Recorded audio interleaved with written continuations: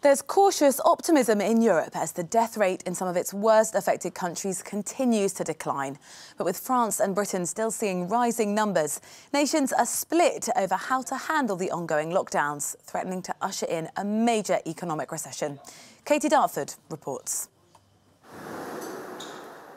With high death rates due to the coronavirus pandemic still being reported in several big countries in Europe, there's been a dampening of hopes that a relaxation of restrictions is on the cards. Health officials in Italy have warned that the daily infection rate had reached a new low only because of the various closures and bans.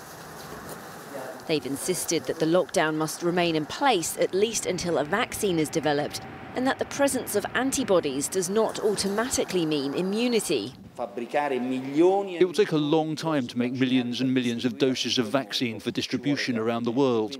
At best, we can say that it will take 18 months to make a vaccine. As France crossed the threshold of 10,000 deaths, Director of Health Jérôme Salomon said the peak had not been reached and ending confinement was not an option. And in the Czech Republic, the Chamber of Deputies voted to prolong the nationwide state of emergency through to April the 30th. But for some countries, there is already a light at the end of the tunnel.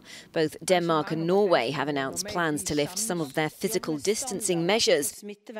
Norway will allow daycare facilities and primary schools to reopen from the 20th of April, with hair salons and other services to follow later in the month.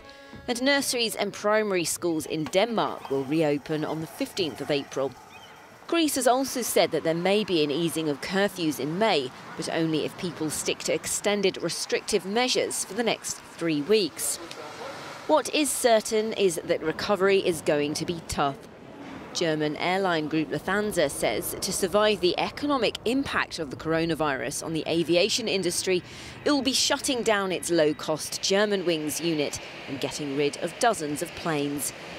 Katie Dartford for Euronews.